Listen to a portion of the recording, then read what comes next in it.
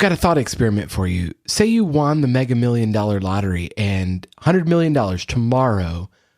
Would it help you accomplish all of your goals? Welcome to The Next Simple Step. I'm Paul Goldsmith. And while I won't be handing out free cash today, I do want to help you accomplish your goals. And so if you're feeling stuck, stick around because we're going to talk about 3 simple steps you can take this week to take massive action on your goals. But let's say you did have $100 million in the bank. Would it help you with your goals? Well, if your goal is to get out of debt, then the answer is probably yes, it sure would help for now. Did you know 70% of lottery winners spend or lose all of their money in 5 years or fewer? And about a third of them go bankrupt altogether. Maybe you have a goal to lose weight or get in shape. Again, an influx of cash might help in the short term. Hiring a personal trainer to come to your home gym with all the latest equipment. Now that sounds really fun. Or having a personal chef prepare healthy meals that taste good. That would help you physically. But what about mentally? You get mentally strong, not when things are easy. You get stronger by facing resistance, overcoming obstacles, and proving to yourself that you can do hard things. You see where I'm going with this? You have all you need right now to get in better shape without spending $1. Just get at least 8,000 steps in a day, maybe do some push-ups or bodyweight squats. There are tons of free workouts on YouTube you can access for free. And as far as having healthier meals, it takes planning ahead and doing some meal prep, sure.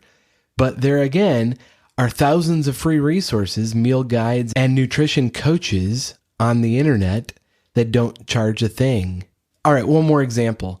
If you won $100 million, would it help you accomplish that creative goal to start that new thing?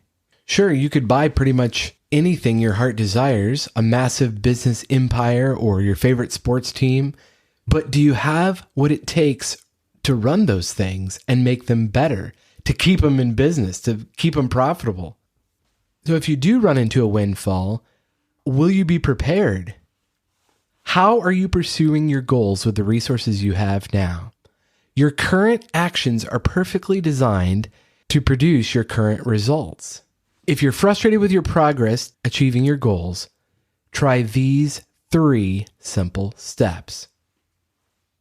Step 1, let's get back to first principles thinking to get clear on what it is you truly want, what it is you're truly trying to accomplish, and your why. You may be pursuing all the wrong goals, or a goal that's not ultimately the one you really want. It's just something you saw someone else achieve. First principles thinking requires you to think like a scientist and not assume, or at least question your assumptions about what you want. Write them down and then break it down into the most basic elements. If your goal is to quit your job to start a new business, ask yourself why. Do you really want to be self-employed? If so, why? Is it to make more money or have more free time or not have a boss? Your ultimate goal deep down is what's truly important. So figure it out what you truly want using first principles thinking. You generally have to ask why about 7 times to get to the root issue.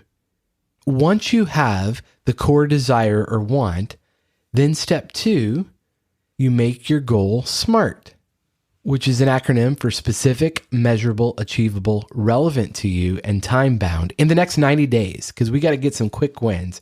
Momentum is everything. Starting a side hustle or getting healthier, it's not a goal. Those are aspirations, but a goal has to have a specific outcome. It's got to be measurable. It's got to be achievable. It's got to be relevant, and it's got to have a deadline. 90 days, I highly recommend because you can picture yourself in 90 days. Once you have your SMART goal, then you have to get after it every single day. If your goal is getting healthier, can you commit to walking every day for 20 minutes? It's specific, it's measurable, it's achievable, it's relevant, and it's time-bound. Whatever a goal is for you, and then stick to it for 90 days. Step 3, extend your SMART goal out 25 years.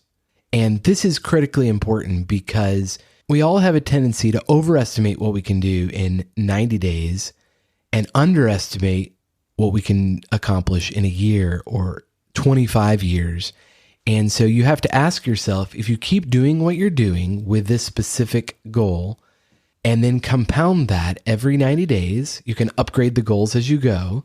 If you keep doing that for the next 25 years, what is your life mostly going to look like? And will it produce the outcomes you're looking for? Do the opposite too. So if you don't pursue this goal, what will your life look like? What will you be missing? And is that how you want to be? I find that picturing the negative scenario can actually be more powerful. If you put in the work 90 days at a time, every single day, make it totally unreasonable that you won't accomplish your goals.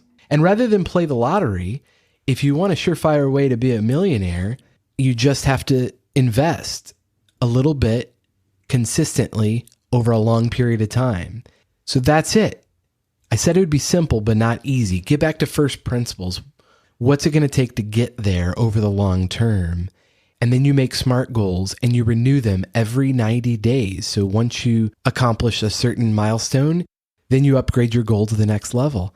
And let me wrap up by asking you one final clarifying question. What will you regret a year from now that you didn't start today? Let's go. What's stopping you? Progress, not perfection. One step at a time. Reach out. I'd love to hear from you. I'm Paul J. Goldsmith on Instagram and Twitter, and appreciate you listening to the next Simple Step podcast. I'll talk to you next time.